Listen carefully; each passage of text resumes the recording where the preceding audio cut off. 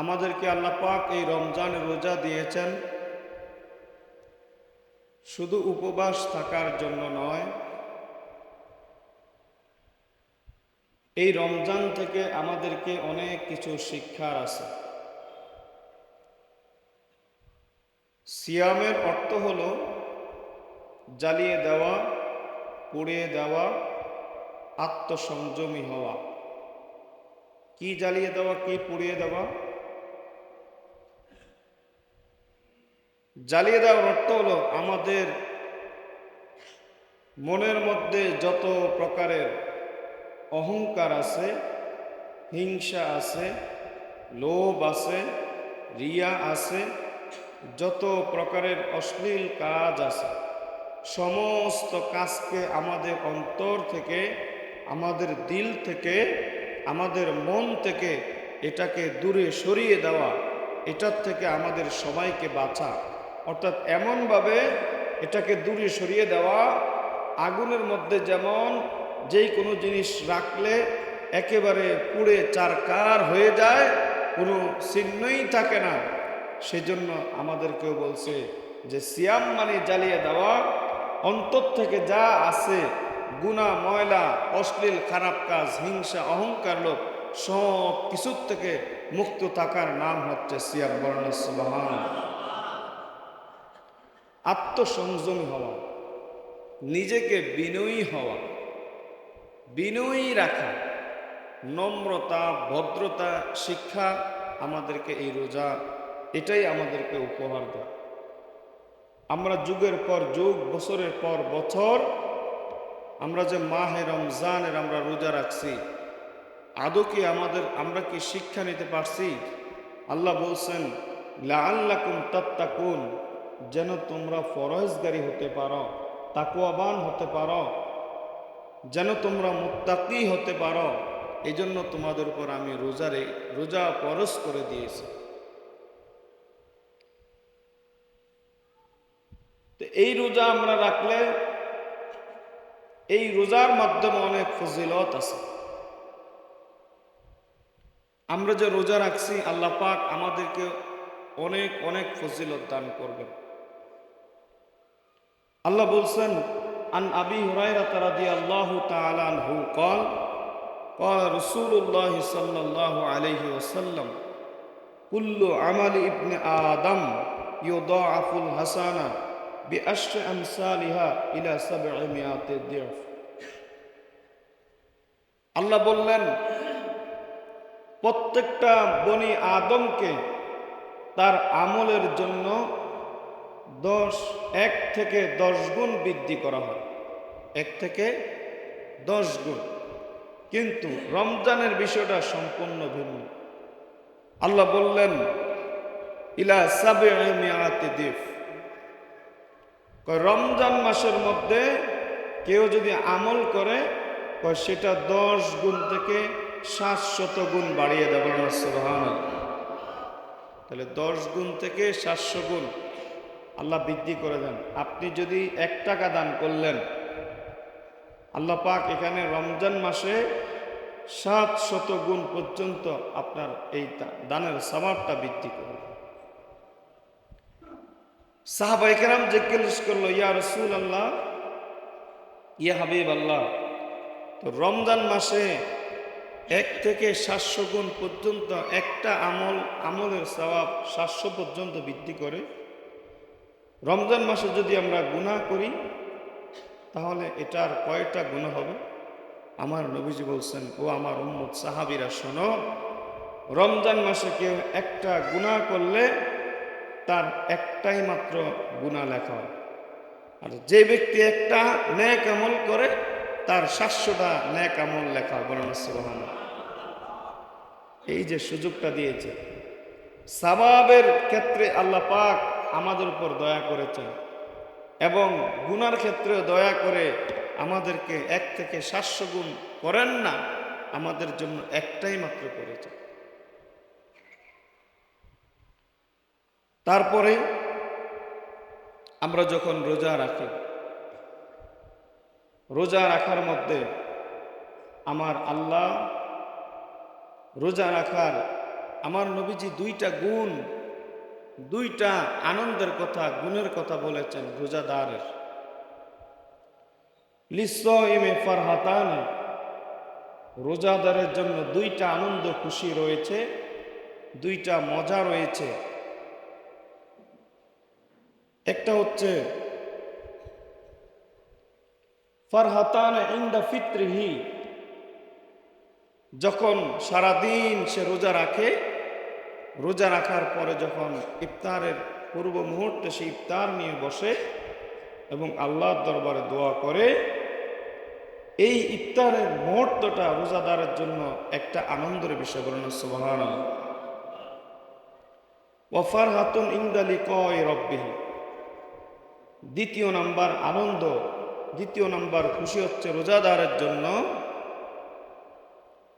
ওয়া ফারহাতুন ইনদা লিকাই রাব্বিহি, কয় যখন বান্দা আল্লাহর সামনে কাল হাসরের ময়দানে সাক্ষাৎ করবে, তখন বান্দা এর চাইতে আর এর চাইতে আর খুশি হবে না যখন আল্লাহর সঙ্গে সে দেখা করবে। আল্লাহ সেদিন নিজে দেখা করবেন, সে অনেক আনন্দিত হবে। এই আনন্দের মাঝে আল্লাহ হাদিসে কুদসির মধ্যে ইরশাদ করেন, আমি শুধু বান্দার জন্য বান্দার সাথে শুধু দেখা করব তাই নয়, আল্লাহ বললেন আস-সাওমু লি ওয়া আনা আজজি বিহি। আল্লাহ বললেন দুনিয়ার সকল মানুষ, দুনিয়ার সকল ঈমানদার, তারা যত প্রকারের ইবাদত করে তাদেরকে সওয়াব দেওয়া হবে, কিন্তু কাল হাসরের ময়দানে যারা রোজাদার ব্যক্তি রয়েছে, যারা রোজা রাখবে, ওই ব্যক্তিদের জন্য আস-সাওমু লি ওয়া আনা আজজি বিহি, আমি তাদের সাথে সাক্ষাৎ করে আমি আমার নিজ হাতে বান্দাদের হাতের মধ্যে আমি যাজা তুলে দেব। তাহলে একটা আনন্দ ইফতারের সময়, দ্বিতীয় নাম্বার আনন্দ আল্লাহ পাকের সঙ্গে সাক্ষাৎ করবে, সাক্ষাতের সময় যখন আল্লাহ আমাদেরকে রোজার যাজাটা নিজ হাতে দিবেন, তখন বান্দা অধিক পরিমাণে সে খুশি হয়ে যাবে। কিন্তু অন্য কোন ইবাদতের যাজা আল্লাহ পাক নিজ হাতে দিবেন না, এটা ফেরেশতাদের মাধ্যমে দিবেন। এখন আমরা রোজা রাখবো কেমনে? আমার নবীজি ইরশাদ করেন, যে ব্যক্তি মান সামা রমাদান ঈমানান ওয়া ইহতিসাবান গুফিরা লাহু মা তাকদ্দামা মিন যামবি। আল্লাহ বললেন, আমার নবীজি ইরশাদ করেন, মান সামা, যে ব্যক্তি রোজা পালন করবে ঈমানান, ঈমানের সঙ্গে, ওয়া ইহতিসাবান, সওয়াবের আশায়, গুফিরা লাহু মা তাকদ্দামা মিন যামবি, কয় সে ব্যক্তি যদি ঈমানের সঙ্গে সওয়াবের আশায় আল্লাহ রসুলকে সন্তুষ্টির জন্য রোজা রাখে, গুফিরা লাহু মা তাকদ্দামা মিন যামবি, পূর্বের যত ছোট বড় জাহিরি বাতিরি কবিরা সগীরা যত গুনাহ আছে আল্লাহ পাক সব গুনাহ মাফ করে দিবেন। আপনি আল্লাহর কাছে চাওয়া লাগবে না, শুধু আপনি ঈমানের সঙ্গে রোজা রাখেন, সওয়াবের আশায় রোজা রাখেন, আল্লাহ অটোমেটিক আপনার গুনাহ মাফ করে দেবেন। তাহলে আমরা যখন রোজা রাখি, রোজা রাখার মধ্যে আমাদের এক নম্বর হচ্ছে আমাদের নিয়ত করা লাগবে। কি করা লাগবে? নিয়ত করা লাগবে। তারপর ঈমানের সঙ্গে আপনি রোজা রাখবেন। ঈমান, এটা আমার বিশ্বাস, সাওম রোজা এটা আমাকে আত্মসংযমী করে, নম্রতা ভদ্রতা শেখায়। এই সিয়ামটা আমাকে আল্লাহ রসুলের বন্ধু হওয়ার জন্য শেখায়। এই সিয়ামটা আমাকে খারাপ কাজ থেকে, অন্যায় কাজ থেকে আমাকে দূরে সরিয়ে রাখে। এই ঈমানটা আপনি রাখতে হবে। এইভাবে আপনি মনে মনে আপনার ঈমান রাখতে হবে।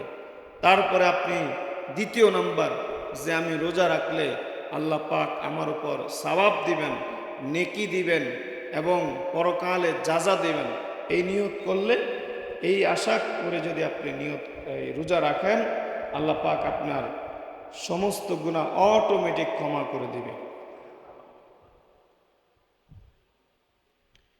তারপরে বান্দা যখন ইফতার করবে, ইফতার করার পূর্বে বান্দা দোয়া করবে আল্লাহর কাছে, আল্লাহুম্মা, হে আল্লাহ, লাকা সুমতু ওয়া আলা রিজকিকা ওয়া আফতারতু, হে আল্লাহ আমি তোমার জন্য রোজা রেখেছি, অন্য কারোর জন্য নয়, একমাত্র তোমার জন্য। সারাদিন আমি উপবাস থাকলাম, সারাদিন আমি আমার স্ত্রী সঙ্গম, আমি আমার সকল প্রকার অশ্লীল সকল খারাপ কাজ, অহংকার, হিংসা, লোভ থেকে, রিয়া থেকে মুক্ত হয়ে একমাত্র তোমার জন্য রোজা রেখেছি, ওয়ালা রিজকিকা, এবং তুমি আমাকে রিজিক দিয়েছো, ওই রিজিক দিয়া ও আফতারতু, আমি ইফতার করতেছি। বলেন সুবহানাল্লাহ।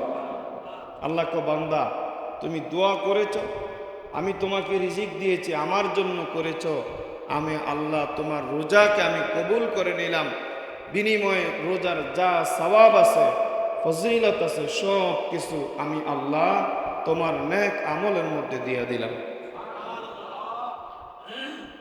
রোজা আমাদেরকে শিক্ষা দেয়, কিন্তু আমাদের দেশের কিছু মানুষের কাছে রোজার চিত্র ভিন্ন। যখন রোজা আসে, আমরা আমাদের লেবাসটা, টুপি, পাঞ্জাবি, জুব্বা, আমরা ধর্মীয় পোশাকে আমরা আবদ্ধ হয়ে যাই, এটা ভালো। কিন্তু এই লেবাস দিয়ে আপনি যখন ব্যবসা করতে যান, মানুষকে একটা দোকায় আপনি পরিণত করেন। কেমন? রমজানের রোজা আসলে পৃথিবীর সকল দেশের মধ্যে মানুষ ব্যবসা কম করে, ডিসকাউন্ট দিয়ে দেয়। কেন? রোজাদারের জন্য। তারা রোজা রাখবে যেন রোজাদারের কোনো কষ্ট না হয়, নিত্য প্রয়োজনীয় দাম কমিয়ে দেয়। আর আমাদের দেশের চিত্রটা একটু ভিন্ন হয়ে যায়, আমরা আসলে নিত্য প্রয়োজনীয় দাম আমরা বৃদ্ধি করে দেই, আছে না? আপনি বাজারে যেয়ে দেখেন, যেই কোনো পণ্য যেটা 50% ছিল, এটা 100% করে দেওয়া হয়েছে, 150%, 200% হয়ে গেছে। 500 টাকার একটা পণ্য আপনি বাজারের মধ্যে যান, দেখবেন এটা 1000 টাকা হয়ে গেছে, 800-900 টাকা হয়ে গেছে। কেন? রোজাদারের জন্য রমজান মাসের সম্মানে আপনি এটার দাম দরকার ছিল কমিয়ে দেওয়া, 500 টাকার পণ্য আপনি 400-300 আপনি এর মধ্যে নিয়ে আসা দরকার ছিল, কিন্তু আপনি কি করলেন? বাড়িয়ে দিলেন। আমাদের দেশের কোম্পানি এটাকে বাড়িয়ে দেয়, যেই কোনো ব্যবসায়ীরা। কিন্তু বিদেশের জমিনে আপনি যান, দেখবেন তারা তাদের পণ্য 50%, 60%, 40% এভাবে ডিসকাউন্ট দিয়ে দেয়, রোজাদারদের সুবিধার জন্য, মুসলমানদের সুবিধার জন্য। এমনকি শুধু ডিসকাউন্ট নয়, তারা রোজাদারের জন্য কোম্পানিরা বিভিন্নভাবে তাদেরকে বিভিন্ন সুযোগ সুবিধা দিয়ে দেয়। তাদেরকে নিজ কোম্পানির যে পণ্য আছে সেটা ইফতারের সময় হলে তাদের কোম্পানির থেকে এটা সমস্ত রোজাদারকে দেয়া হয়, এটাকে রোজাদারের সামনে পৌঁছে দেওয়া হয়।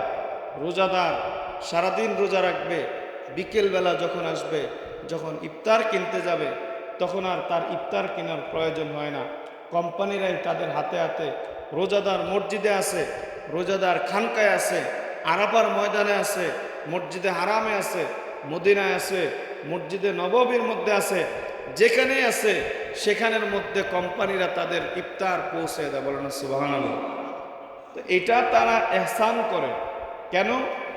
সওয়াবের নিয়তে, রোজাদারের সেবা করার জন্য, মাহে রমজানের সম্মানে। কিন্তু আমাদের দেশের চিত্রটা কেন ভিন্ন হয়? আমরা মাহে রমজানের সিয়াম আমরা যে শিক্ষা দেয় আমরা ওই শিক্ষাটা নিতে পারি না। আমরা আরো কেমনে একজন রোজাদারকে, একজন মুসলমানকে, একজন ইমানদারকে আমরা কেমনে ঠকাবো, কেমনে অধিক ব্যবসা করে আমরা নিব, আমরা সেই চিন্তাটাই করি। আমাদেরকে সেই সিয়াম যেটা, এটা বিদেশিরা শিক্ষা দেয়। আমি আরব দেশের কথা বলছি, আরব দেশ করে, কিন্তু আপনি ইউরোপ আমেরিকাতে যান, সেখানে গেলে দেখবেন বিভিন্ন ইসলামিক সেন্টারের মধ্যে, বিভিন্ন মসজিদের মধ্যে তারা ডিসকাউন্ট দিয়ে দেয়। তাদেরকে যদি জিজ্ঞেস করা হয় কেন আপনি ডিসকাউন্ট দিয়েছেন, এখানে তো আপনি অনেক ব্যবসা করার কথা, তারা বলে আমরা ব্যবসা 11 মাস করেছি, রমজান মাসে মুসলমান ধর্মের জন্য, ইসলামের জন্য, মুসলিম রোজাদারদের জন্য আমরা ডিসকাউন্ট দিয়ে দিয়েছি, এটা তাদের সম্মান। বলেন সুবহানাল্লাহ।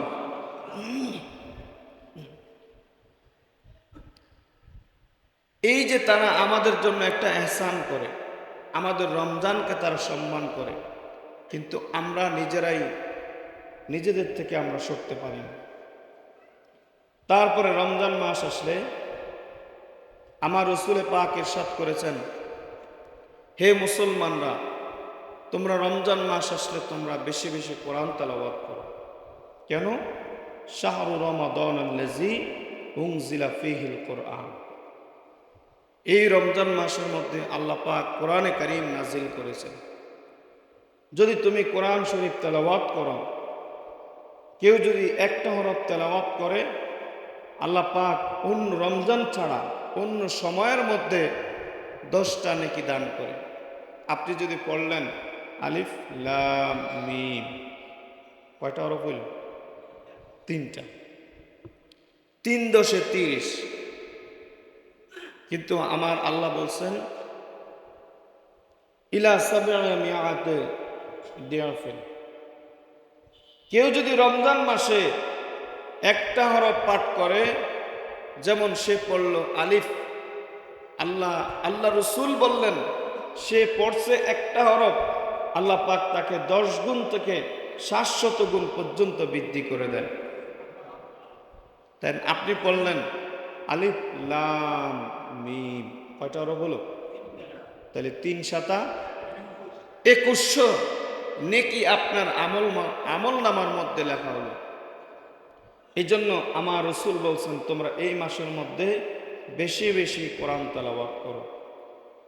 2 নাম্বার, তুমি সাদকা করো, এই মাসের মধ্যে খুব বেশি বেশি সাদাকা করো।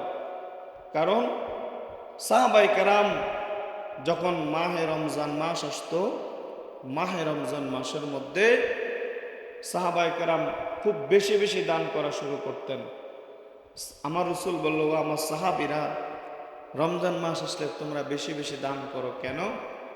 তখন সাহাবীরা বলল, ইয়া রাসূলুল্লাহ, আপনি বলেছেন এই মাসের মধ্যে কেউ যদি আমল করে 10 থেকে 700 গুণ পর্যন্ত সওয়াব বৃদ্ধি করা হয়, এই জন্য আমরা এই মাসের মধ্যে বেশি বেশি দান করি আর অধিক সওয়াব আমরা লাভ করি।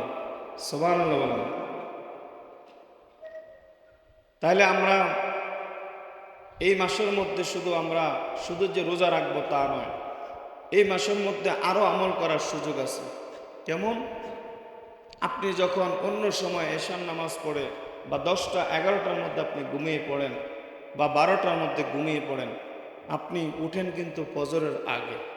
আজান যখন দেয় তখন আপনি ঘুম থেকে উঠেন। কিন্তু আপনার এখানে রমজান মাসের মধ্যে একটা সুযোগ আছে, যখন আপনি সাহারি খেতে উঠবেন তখন আপনার হাতে অনেক সময় আছে, প্রায় 1 ঘন্টা, সোয়া 1 ঘন্টা সময় থাকে। এই সুযোগে আপনি তাহাজ্জুদ নামাজ 2 রাকাত বা 4 রাকাত আদায় করে নিতে পারেন। কারণ তাহাজ্জুদের সময় দোয়া কবুলের সময়। কেউ যদি তাহাজ্জুদ নামাজ আদায় করে আল্লাহর দরবারে যা আল্লাহর কাছে প্রার্থনা করে, আমার নবীজি বলেন, রমজানের তাহাজ্জুদের সময় তো দোয়া কবুলের সময়, রমজান মাস এটা স্পেশাল মাস সময় হওয়ার কারণে এই দোয়াটা আরো অতি দ্রুত আল্লাহ পাক কবুল করেন। তাহলে তাহাজ্জুদ পড়ার সুযোগ আছে, কোরআন তেলাওয়াত বেশি বেশি করার সুযোগ আছে। আপনি নিজে যদি না পারেন, আপনি অন্তত তারাবি নামাজ পড়ার সময় যখন ইমাম সাহেবের পিছনে আপনি নামাজ পড়লেন, তখন আপনি এক রাকাত নয়, একে একে 20 রাকাত পর্যন্ত আপনি তারাবি নামাজ, ইশার নামাজ, বিতরের নামাজ, আপনি এই যে নামাজগুলি আপনি ইমাম সাহেবের পিছনে পড়েছেন, ইমামের পিছনে এক রাকাত নামাজ পড়লে 27 রাকাতের সওয়াব আল্লাহ দান করেন। আর আপনি যখন এই যে হরফগুলি সূরা কেরাত আপনি যখন পিছনে ইমাম সাহেবের পিছনে শুনছেন, এবার আপনি চিন্তা করেন আপনার আমল নামার মধ্যে আল্লাহ পাক কত কোটি কোটি আমল, নেক আমল আমাদের উপর দান করেছেন। এই সুযোগ রয়েছে। এজন্য রমজান মাসে দুরুদ এবং সালাম, রমজান মাসের মধ্যে বেশি বেশি সদকা, রমজান মাসের মধ্যে আবার জাকাতের একটা সুযোগ রয়েছে। অন্য সময় মানুষ দেয় আর না দেয়, কিন্তু রমজান মাস আসলে জাকাতটা দেয়। তাহলে রমজান মাসে জাকাত দেয়, জাকাতের হকও আদায় হলো এবং অধিক পরিমাণে সওয়াব অর্জন হয়ে গেল, ঠিক কিনা? তো রোজাদার যারা আছেন, রোজাদারের জন্য এত এত সুযোগ রয়েছে। তারপরে কাল হাসরের ময়দানে আমার নবীজি ইরশাদ করেছেন, জান্নাতের মধ্যে 8টা দরজা হবে। কয়টা? 8টা দরজা হবে। তার মধ্যে একটা দরজার নাম হচ্ছে বাবু ইউসাম্মার রায়্যান। একটা দরজার নাম হচ্ছে রায়্যান নামক দরজা। ওয়ালা ইয়াদখুলুহু ইল্লা সাইমুন। আমার নবীজি বলছেন, ওই দরজা দিয়া কেউ ঢুকবে না, শুধু ওই দিন ওই দরজার সামনে ফেরেশতারা দাঁড়িয়ে দাঁড়িয়ে বলবে, শুধু এই রায়্যান নামক দরজা দিয়ে তারা আসো যারা দুনিয়ার জমিনে তারা মাহে রমজানের রোজাটা সঠিকভাবে আল্লাহ এবং তার রসুলের জন্য পালন করেছেন, অধিক অধিক নফল নামাজ, অধিক অধিক নফল রোজা যারা রেখেছেন, শুধু ওই রোজাদাররা তোমরা এই রায়্যান নামক দরজার মধ্যে দিয়ে আসো। বলেন না সুবহানাল্লাহ। আর রোজাদাররা ওই রায়্যান নামক দরজা দিয়ে সমস্ত রোজাদাররা প্রবেশ করবে। যখন এই রোজাদারদের প্রবেশ করা শেষ, রায়্যান নামক ওই বাবন দরজাটা তখন সাথে সাথে বন্ধ হয়ে যাবে, আর অন্য কাউকে ঢোকার কোনো সুযোগ দিবে। আর কাল হাসরের ময়দানে যখন কঠিন বিপদের সময় 2টা জিনিস আমাদের জন্য সুপারিশ করবে আমলের ক্ষেত্রে। 1 নম্বর হচ্ছে as-সাইমুন, যারা রোজা রাখবে, রোজাটা বলবে আল্লাহ সারাদিন সে পানাহার থেকে, অন্যায় অপরাধ থেকে, অশ্লীল খারাপ কাজ থেকে, অহংকার হিংসা থেকে মুক্ত হয়ে সারাদিন আমি রোজাকে সম্মান করে রোজা রেখেছে, রমজানকে সম্মান করেছে। সুতরাং আল্লাহ আমি সাক্ষ্য দিলাম এই ব্যক্তিটা অনেক ভালো, তুমি আজকে তাকে জান্নাতের মধ্যে প্রবেশ করাও। 2 নাম্বার তেলাওয়াতুল কোরআন, যারা দুনিয়ার মধ্যে বেশি বেশি রমজান মাসে কোরআন তেলাওয়াত করে, কোরআন তেলাওয়াত কাল হাসরের ময়দানে সাক্ষী দিবে যে আল্লাহ আমি কোরআনকে তারা তেলাওয়াত করেছে, মাহে রমজানে বেশি বেশি আমাকে সম্মান করেছে, আমি সাক্ষ্য দিছি আল্লাহ এই লোকটা ভালো, এই লোকটা কোরআনকে সম্মান মর্যাদা এবং কোরআন তেলাওয়াত করেছে, আজকে তুমি তাকে আমি কোরআনের সম্মানে, কোরআনের ইজ্জতে তুমি জান্নাতের মধ্যে প্রবেশ করো। এখন প্রশ্ন হতে পারে, হুজুর আমরা তো কোরআন শরীফ অনেকে পড়তে পারি না, তো আমাদের কি হবে? যারা পড়তে পারে তারা তো পড়ছেই। আমার নবীজি ইরশাদ করেন, ও আমার সাহাবারা শোনো, কেউ যদি কোরআন শরীফ তেলাওয়াত করতে না পারে, যখন যেই ব্যক্তি কোরআন তেলাওয়াত করে তুমি তার পাশে গিয়ে বসো, তার পাশে গিয়ে বসে সে যখন কোরআন শরীফ তেলাওয়াত করতেছে তুমি মনোযোগ দিয়া শোনো, ওই ব্যক্তি তেলাওয়াত করলে যা সওয়াব হবে তোমার আমলনামায় ঠিক সমান সওয়াব আল্লাহ দান করবেন। যদি তুমি সুযোগ না হয় তাহলে তুমি কোরআনকে উজু করে ধরো, ধরে এটাকে ফাতাহার মতো করে তুমি উল্টাও, তুমি এটাকে দেখো, হাত দিয়ে স্পর্শ করো। যদি তুমি এটা করো, আল্লাহ বলছেন যিনি পড়বেন আর যিনি হাত দিয়ে স্পর্শ করবেন দেখবেন, আল্লাহ পাক সমান সওয়াব দান করবেন। তো যদি আমি কোরআন শরীফ পড়তে না পারলাম, কিন্তু আমি ধরলাম, দেখলাম, আরেকজন থেকে শুনলাম, কয় ওই ব্যক্তির জন্য কাল হাসরের ময়দানে কোরআনটাও কিন্তু তাকে জান্নাতে নেওয়ার জন্য সুপারিশ করবে। তাহলে আমাদের জন্য যারা পড়তে পারেন না, যারা পড়তে পারেন তাদের কাছে গিয়ে বসবেন। রাজি আছেননি? রাজি আছেন তো?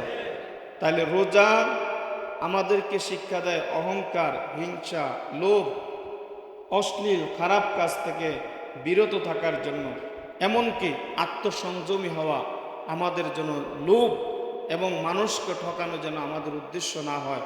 রোজা আমাদেরকে, সিয়াম এটা আমাদেরকে শিক্ষা দেয়।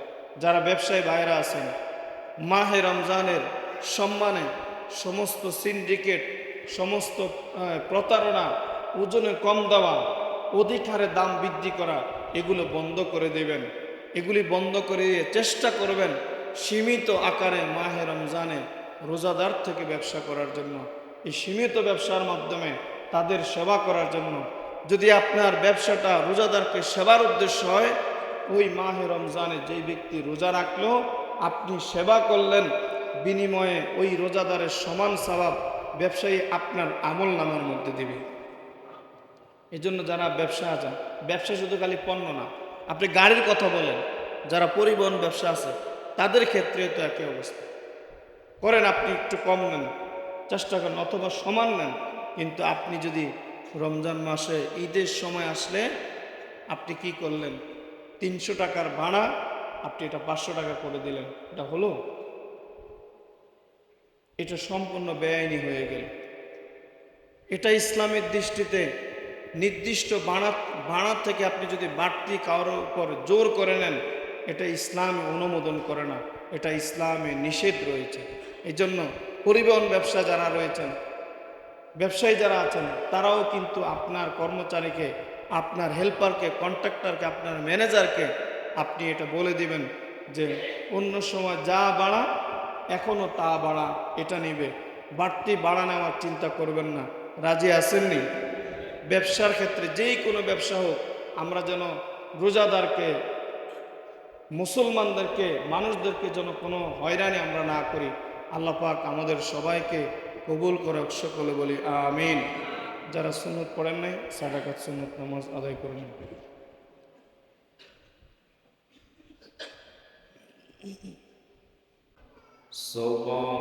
সুবহানাল্লাহ ওয়ালহামদুলিল্লাহ, লা ইলাহা লা, সুবহানাল্লাহ ওয়ালহামদুলিল্লাহ, লা ইলাহা লা ইলাহা ইল্লাল্লাহ, লা ইলাহা ইল্লাল্লাহ, লা ইলাহা, লা ইলাহা ইল্লাল্লাহ, সুবহানাল্লাহ ওয়ালহামদুলিল্লাহ।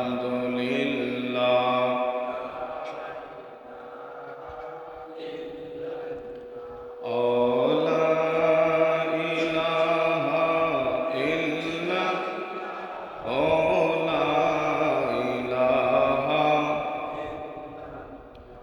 দুনিয়ার যত পাপী আছে ক্ষমা চাই গো তোমার কাছে, দুনিয়ার যত পাপী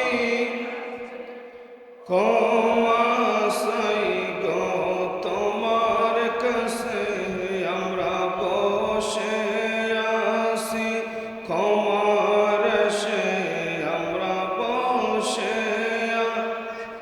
ক্ষমার সে, একটু রহম